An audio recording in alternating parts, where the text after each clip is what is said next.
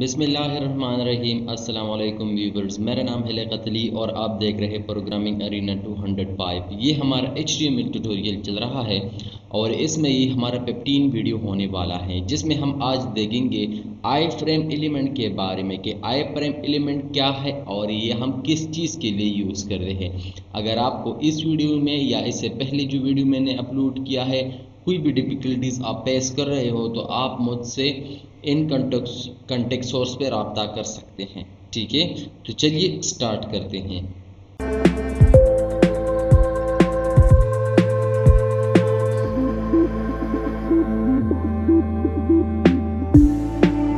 तो यहाँ पर मैं नोटपैड पर आ चुका हूँ और यहाँ पर मैंने कुछ डिफिनीशन, बेसिक डिफिनीशन मैंने लिखा है आई फ्रेम का और कुछ compulsory point about I frame मैंने लिखा है यहाँ पर। ठीक है, तो पहले देखते हैं डिफिनीशन आई फ्रेम का और उसके बाद सिंटैक्स देखेंगे और उसके बाद हाइट और विड्थ सेट करेंगे प्रैक्टिकल में और आई फ्रेम से बॉर्डर हटाएंगे और उसके बाद जो है आई फ्रेम टारगेट जो एट्रीब्यूट होता है लिंक में उसका यूज़ करेंगे और आई फ्रेम को टारगेट करेंगे। ठीक है, तो चलिए डिफिनीशन पहले देख लेते हैं। And HTML iframe is used to display a web page within a web page।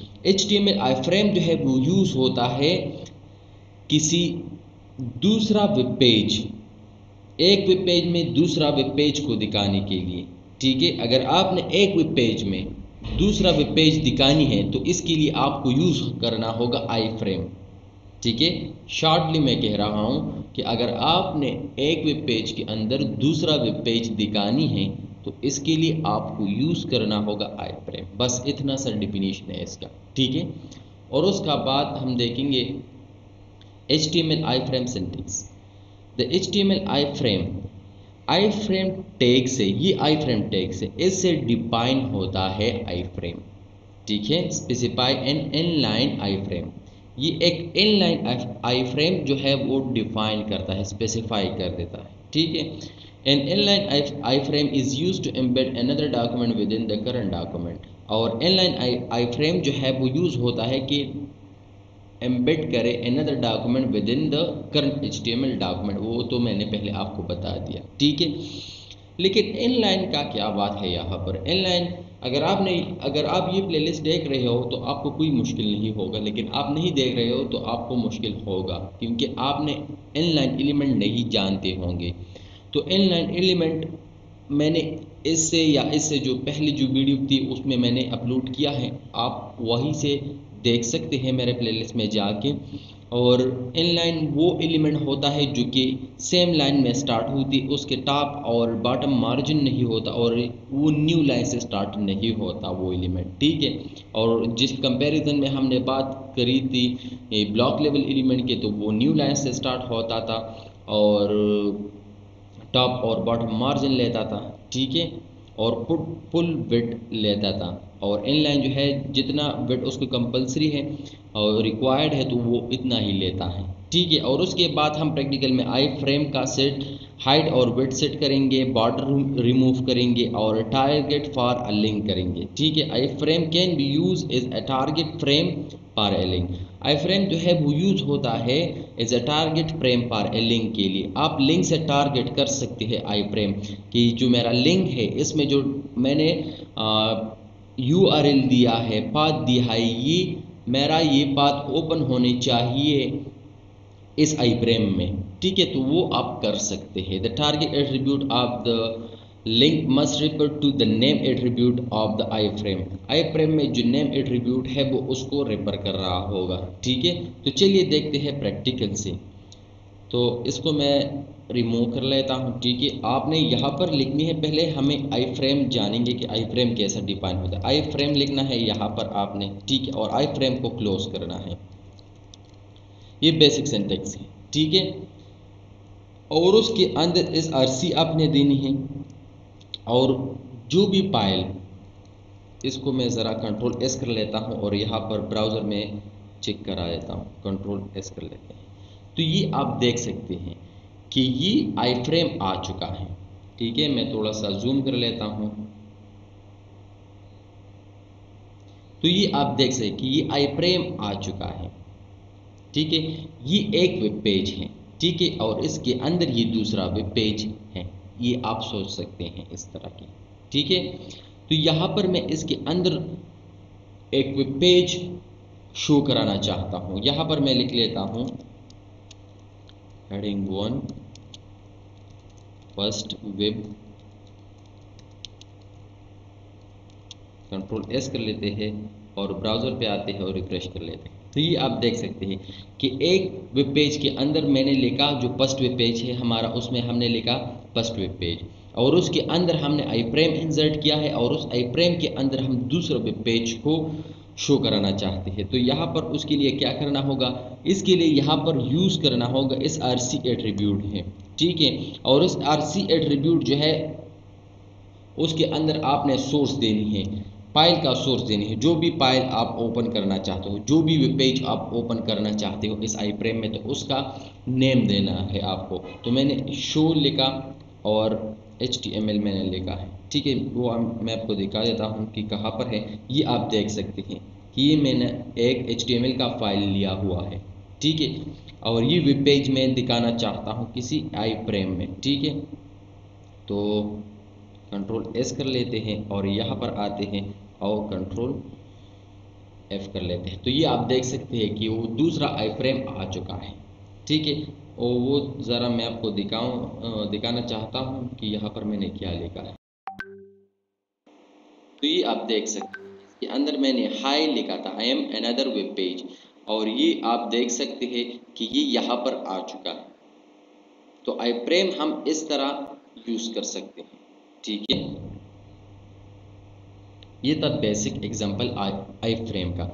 अब इसका हाइट और विड्थ सेट करनी है, तो यहाँ पर मैं आके विड्थ लगा लेता हूँ एट्रीब्यूट, ठीक है, और 500 पिक्सल कर लेता हूँ। कंट्रोल एस कर लेते हैं और यहाँ पर आके रिफ्रेश कर लेते हैं। तो ये आप देख सकते हैं इसका हाइट जो है, विड्थ जो है सॉरी, वो बड़ा हो चुका है, ठीक है। और फिर आते हैं और इसका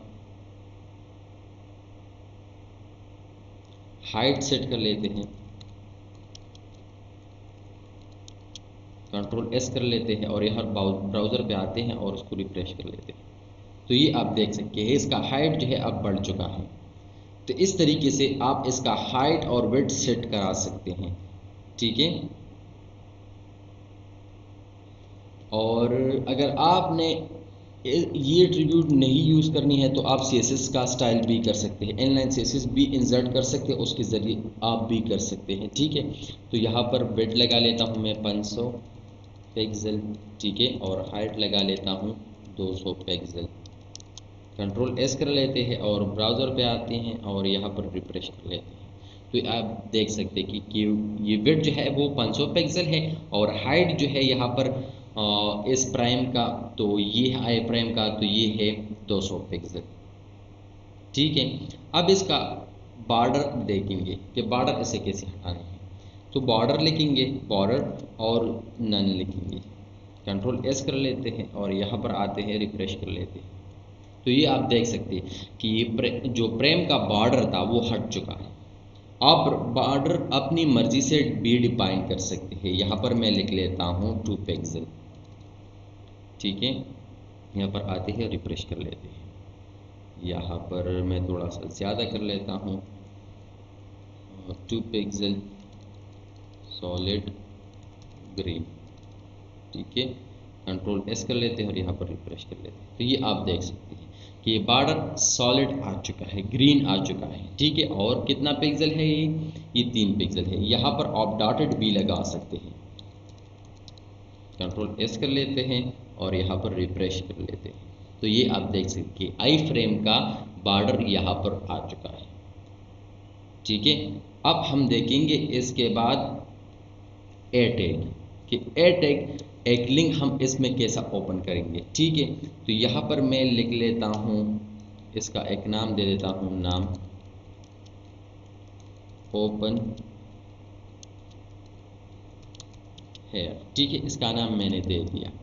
इसके बाद मैं यहाँ पर एक लिंक डिफाइन करता हूँ, हरीफ शो HTML ठीक है, यहाँ पर मैं एक दूसरा फाइल ले लेता हूँ, तो इंडेक्स को लेते हैं। ठीक है, इंडेक्स वाला फाइल, तो यहाँ पर आते हैं और यहाँ पर शो कराते हैं index.html।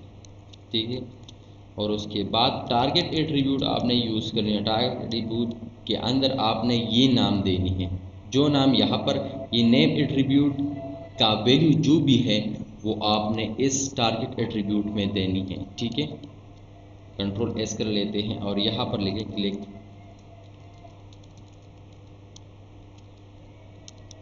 तो ये कंट्रोल एस कर लेते हैं और यहाँ पर ब्राउज़र पे आते हैं और कंट्रोल F5 कर लेते हैं। ठीक है, तो ये आप देखते हैं कि बाय डिफ़ॉल्ट जो हमने एक पेज इंसर्ट किया था वो तो आ चुका है, यहाँ पर शो नाम की एक वेब पेज था। ठीक है, अब हम एक लिंक के ज़रिए से, जब इस लिंक पर मैं क्लिक करूँगा तो वो जो फाइल है वो यहाँ पर ओपन होगा। ठीक है, इस पर मैं क्लिक कराता हूँ तो ये आप देख सकते हैं, first page just testing HTML tutorial वो आ चुका है। ठीक है, इस लिंक के ज़रिए रिफ़्रेश कर लेते हैं। ये आप देख सकते हैं कि मैंने पहले क्या लिखा था, यहाँ पर मैंने तो सिंपल यहाँ पर आई फ्रेम में ये फाइल वेब पेज के अंदर जो है दूसरा वेब पेज ओपन किया था।